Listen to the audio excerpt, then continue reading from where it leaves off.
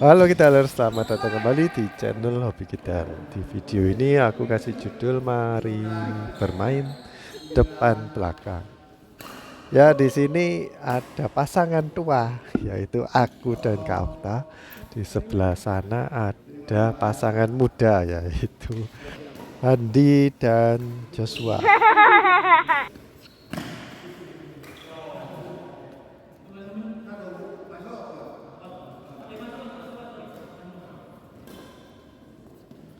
Lob dari Kak Okta out terlalu keras.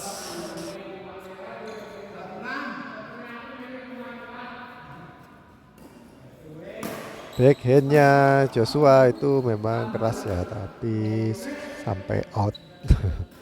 Padahal kalau backhand tuh biasanya kan banyak teman-teman tuh yang backhandnya itu lemah ya. Tapi kalau Joshua backhandnya keras. Nah kita perlu belajar tekniknya dari Joshua. Yang aku amati sih dia sering ambil agak bawah, padahal tambah bawah seharusnya tambah sulit. Ini salah satu jurus andalannya Joshua yaitu tipu-tipu. Tipu-tipu waktu di net. Dan kita kalau servis ke arah Joshua itu harus super siap ya, biar nggak ketipu dan nggak boleh berasumsi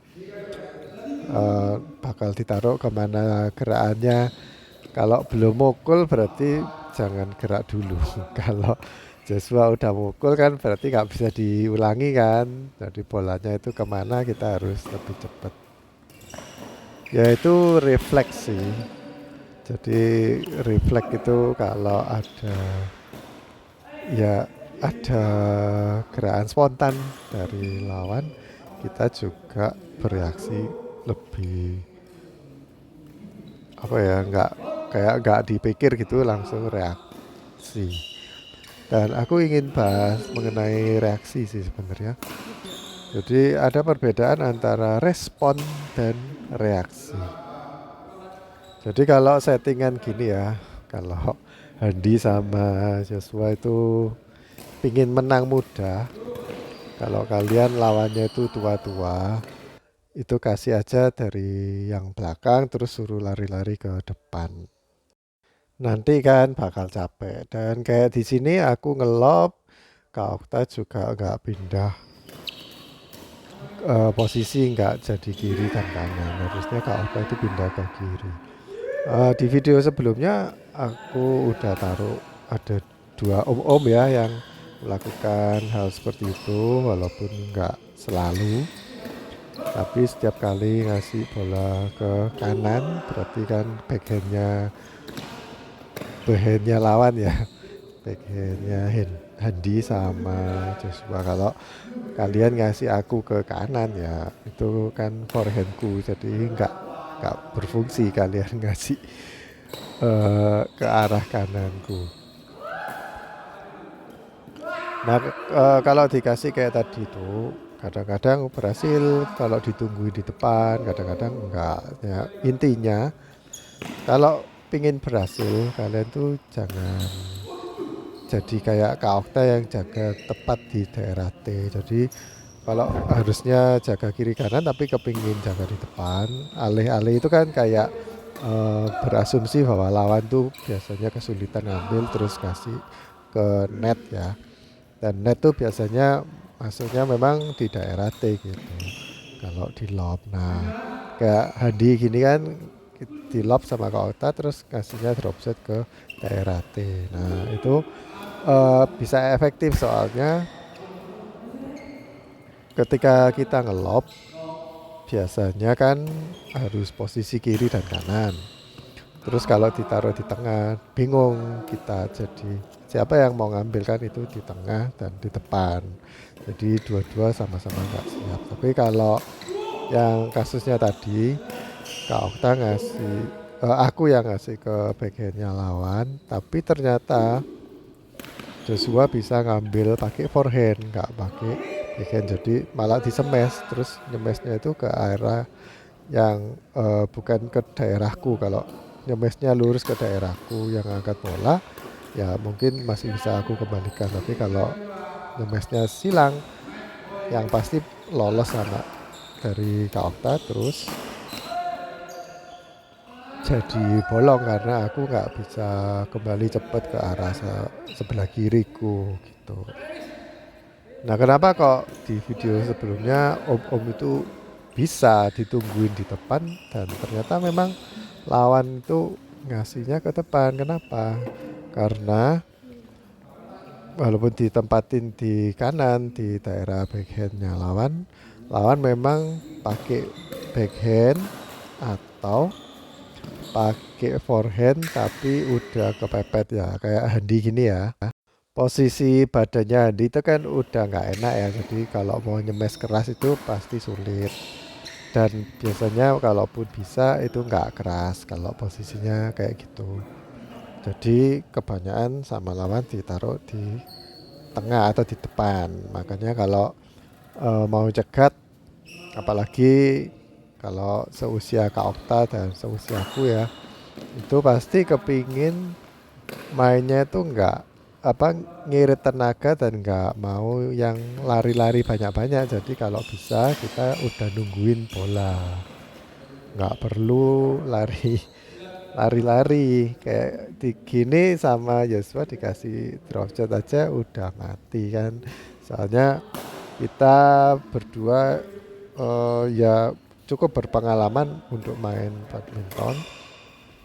Tapi kalau ngelihat gerakan-gerakan lawan terus ditipu-tipu lah, kita itu pasti udah kena tipu sering kali ya, walaupun kita udah berpengalaman. Tapi kita tahu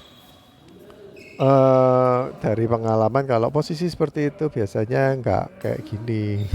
Bolanya nggak ditaruh sini tapi ternyata ditaruh di situ. Nah, itu pinter-pinternya lawan yang bisa melakukan gerakan tipu. Nah, kayak Joshua ini kan kayaknya smashnya itu keras, jadi kita itu nunggu defense yang lebih baik untuk di smash. Ternyata nggak di smash tapi di drop shot. Nah, kayak gitu-gitu kita yang udah berusia lanjut itu pasti kecolongan kalau kayak gitu mainnya. Ya kebanyakan di usia yang kayak aku gini, kalau dikasih belakang harus ingat, habis kita ngelob harus segera maju. Kadang-kadang itu habis ngelob tuh posisi kaki kita masih kesulitan untuk menapak ya. Ini Kak Okta juga sering kecolongan kalau dikasih net kayak gitu. Jadi eh mudah aja kita sebenarnya membaca taktik dari anak-anak muda ini, yaitu taktik mereka adalah kasih belakang, lob, dan kasih net, lob, net. Jadi kita harus siap, tapi jangan langsung maju ke depan. Kita harusnya jaga di tengah dulu. Yang tadi aku bilang ya, kalau mau jaga di tengah, jangan jaga langsung di T. Pilih di salah satu kamar tapi di daerah kiri atau kanan dulu. Jangan kakinya satu di kiri, satu di kanan kamar. Nah, kalau di smash silang kayak tadi Joshua, jadi Kak Okta bisa nunduk terus nerimanya itu pakai forehand. Kadang aku suka nemuin om-om atau paling enggak ya teman-teman yang enggak seberapa bisa main ya. Mereka kalau ditaruh di depan, terus waktu dari yang belakang itu ngelob, kan harusnya misah kiri kanan tapi tetap jaga di tengah. Dan di tengah itu tengah depan, tapi mereka itu nggak berusaha apapun. Harusnya mereka itu masih berusaha untuk mengembalikan bola. Ada sih anak-anak yang berusaha mengembalikan bola walaupun jaga di tengah depan ya. Tapi kebanyakan yang aku tahu mereka itu nggak, udah kayak pasrah gitu, jadi cuman mikirin dirinya sendiri. Pokoknya aku nggak kena smash, pokoknya nggak kena badanku. Jadi aku tak berlindung aja di depannya. Kalau bisa itu malah di depannya garis T, jadi nyemesnya itu nggak sampai kena badannya. sembunyi, jadi netnya itu dibuat kayak perisai. Kalau mainnya kayak gitu ya pasrah aja, pasti kalah lah kalau setiap kali kayak gitu mainnya. Harus berusaha walaupun eh, kemungkinan besar itu mati, tapi harus berusaha untuk mengembalikan. Caranya mundur dari garis T satu langkah lah, terus agak jongkok, jadi raketnya itu udah diangkat. Terus kalau koknya datang, kita tinggal cegat aja, kayak kalian pernah main game yang dulu ya, mungkin sekarang nggak ada. Jadi kayak main pong. Pong itu kayak main apa, bola di video game, main bola terus di cuman dicegat-cegat kiri kanan kayak pinball gitu loh. Jadi kalian cuma nyari bola datang terus diblok gitu aja. Itu punya kemungkinan untuk mengembalikan bola lebih besar daripada cuman mikirin diri sendiri terus cuman berlindung nunduk. Jadi kalau kalian lawan yang tua-tua ya ajak aja mereka berlari. Pasti cepet capek. Mungkin di awal-awal mereka dapat poin banyak ya karena punya pengalaman lebih. Tapi pasti udah tengah-tengah main gitu, apalagi udah pindah lapangan kayak gini, staminanya pasti berkurang banyak. Terus kalau kita yang sebagai tua-tua menghadapi yang muda-muda bagaimana? Ya kalau dulu sih pernah dibilangin sama coach ini, kalau lawannya muda-muda kita mending main nyerang atau main smash. Kalau enggak kita yang malah di smash. Dan aku pikir sih kayak 70% bener sih kalau pakai taktik seperti itu. Ya kita lihat-lihat lawannya dulu ya, skill mereka itu sampai mana. Tapi rata-rata kalau skillnya lumayan lumayan bagus, itu kita pasti kalah di stamina. Ya memangnya cuman yang muda-muda aja yang bisa nipu-nipu. Kan yang tua-tua juga bisa harusnya. Jadi banyakin aja tipu-tipu juga. Nah ini bola dari Yosua itu kan naik ya. Terus naiknya lurus, jadi ngelop lurus. Biasanya sama lawan dikembalikan silang.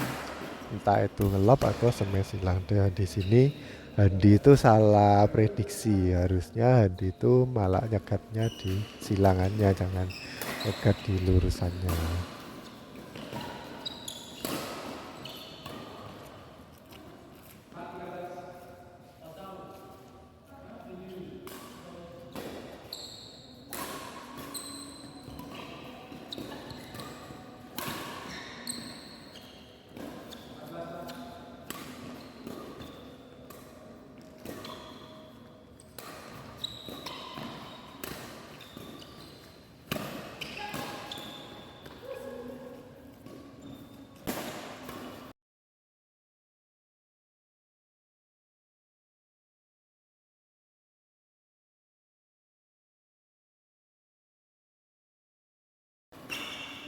Wah ini nyemes kena net ya, susah ya untuk mengembalikan karena bolanya itu apa ya namanya, trajektori ya, trajektorinya itu nggak lurus, jadi berbelok.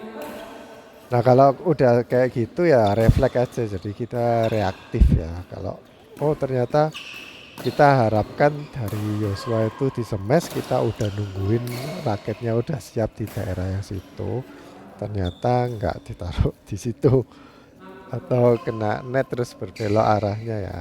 Kalau itu kita udah nggak berespon lagi tapi udah reaktif karena di luar dugaan. Kalau bicara mengenai reaktif atau responsif ya, aku rasa sebagian besar kita seharusnya mengembalikan itu secara respon. Jadi kalau kita punya respon tuh berarti kita udah mikirin bolanya dari lawan tuh bakalan taruh mana, terus kita mau taruh mana biar kita biar menguntungkan buat kita. Tapi kalau setiap kali kita main itu mikirnya cuma reaktif aja, berarti kita kekurangan ini ya, kekurangan akal atau kekurangan strategi. Jadi cuman bereaksi kayak orang yang kalau diciprati air terus ketip atau langsung nutup mata lah, itu kan reaksi aja. Jadi main badminton tuh sebaiknya kita berespon, jangan bereaksi. Jadi setiap pengembalian kita itu pasti udah kita perhitungkan atau pikirkan matang-matang. Oke guys, gitu aja video kali ini. Aku yang menang. Sampai jumpa di video berikutnya. Dadah.